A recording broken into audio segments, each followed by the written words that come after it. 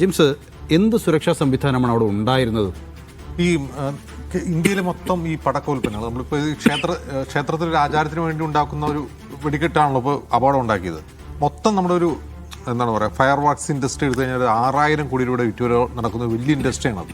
പക്ഷേ അതിൻ്റെ ഒരു സീസൺ എന്ന് പറഞ്ഞാൽ ദീപാവലിയാണ്. അതിൻ്റെ ബഹുഭൂരിഭാഗം 90% ഉണ്ടാകുന്നത് ശിവകാശിയിലുമാണ്.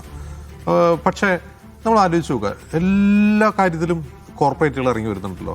റീറ്റെയിൽ സെക്ടർ മുതൽ ഹെൽത്ത്, ഫിറ്റ്നസ്, എന്തുകൊണ്ട് എല്ലാത്തിലും കോർപ്പറേറ്റ് ഇൻവെസ്റ്റ്മെൻറ്റ് വരും. എന്തുകൊണ്ടാണ് ഈ ഫയർ ആംസിൽ വരാത്തത്, അല്ലെ ഈ ഫയർ വർക്ക്സിൽ വരാത്തത്?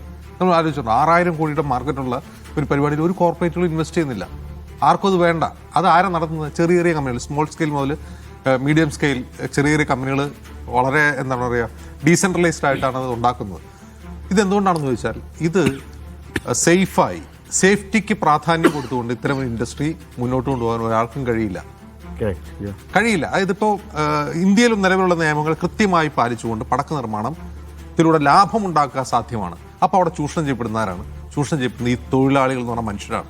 ഈ മനുഷ്യരുടെ ജീവന് ഒരു തരത്തിലുള്ള വിലയുമില്ല. ഇപ്പോൾ പുറ്റിങ്ങൽ അപകടത്തിലെ ജുഡീഷ്യൽ കമ്മീഷനെ പറ്റി പറഞ്ഞല്ലോ. ആ ജുഡീഷ്യൽ കമ്മീഷൻ മുന്നോട്ട് വെച്ച വളരെ പ്രധാനപ്പെട്ട സേഫ്റ്റി നിർദ്ദേശങ്ങളുണ്ട്. അതിൽ ഒരെണ്ണമെങ്കിലും നടപ്പാക്കിയിട്ടുണ്ട്. ഒരെണ്ണം. അതായത് അന്ന് പറഞ്ഞ കാര്യം എന്ന് പറഞ്ഞാൽ വളരെ പ്രധാനപ്പെട്ട ഒന്ന്, ഇത്തരം പടക്ക നിർമ്മാണ കേന്ദ്രങ്ങൾ മാപ്പ് ചെയ്തിട്ട് എവിടെയൊക്കെ ഉണ്ടെന്ന് അറിയാൻ വേണ്ടിയാണ് മാപ്പ് ചെയ്യുന്നത്. എവിടെയൊക്കെയാണ് ഇത് ഉണ്ടാക്കുന്നത് ഭരണകൂടത്തിന് അറിയാൻ വേണ്ടിയാണ് മാപ്പ് ചെയ്യുന്നത്. എന്നിട്ട് അവിടെ സുരക്ഷാ മെഷേഴ്സ് ഇംപ്ലിമെന്റ് ചെയ്യണം എന്നുള്ളതായിരുന്നു നിർദ്ദേശം. എന്ത് ചെയ്തു?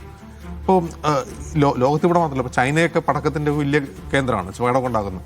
അപ്പോൾ അവരൊക്കെ എന്താണ് ചെയ്യുന്നത്? മറ്റു രാജ്യങ്ങളിലൊക്കെ എങ്ങനെയായിരിക്കും സുരക്ഷിതമായി പടക്കം ഉണ്ടാക്കുന്നത്? അതിൽ ഏറ്റവും പ്രധാനപ്പെട്ട പ്രിൻസിപ്പിൾ എന്ന് പറഞ്ഞാൽ, ഒരു പ്രത്യേക യൂണിറ്റിൽ, ഇതുണ്ടാക്കുന്ന ഒരു യൂണിറ്റിൽ വളരെ കുറച്ച് സ്ഫോടകവസ്തു മാത്രം ശേഖരിച്ചു വയ്ക്കുക എന്നുള്ളതാണ് ഒന്ന്. ഇനി ഒരു അപകടം ഉണ്ടായാൽ അത് മറ്റു കെട്ടിടങ്ങളിലേക്ക് വ്യാപിക്കാതിരിക്കുക. ഓരോ യൂണിറ്റും ഓരോ കെട്ടിടമാക്കി നിലനിർത്തുക. ഒരു സ്ഥലത്ത് പടക്കം പൊട്ടിക്കഴിഞ്ഞാൽ മറ്റൊരു സ്ഥലത്തേക്ക് പടരാതിരിക്കാനുള്ള രീതിയിൽ അതിൻ്റെ നിർമ്മാണം ഉണ്ടാക്കുക. ചില സ്ഥലങ്ങളിൽ മണ്ണുകൊണ്ട് വോൾ നിർമ്മിച്ചുകൊണ്ട് ഈ തീപ്പൊരികൾ മറ്റ് കെട്ടിടങ്ങളിലേക്ക് എത്താത്ത രീതിയിലാണ് എൻ്റെ നിർമ്മാണം പോലും.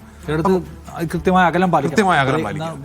അപ്പോൾ അങ്ങനെയൊക്കെ സേഫ്റ്റി മെഷേഴ്സ് പാലിച്ചുകൊണ്ട് ഈ ഇൻഡസ്ട്രി മുന്നോട്ട് കൊണ്ടുപോകാൻ പറ്റുമോ എന്നുള്ളതാണ് ചോദ്യം.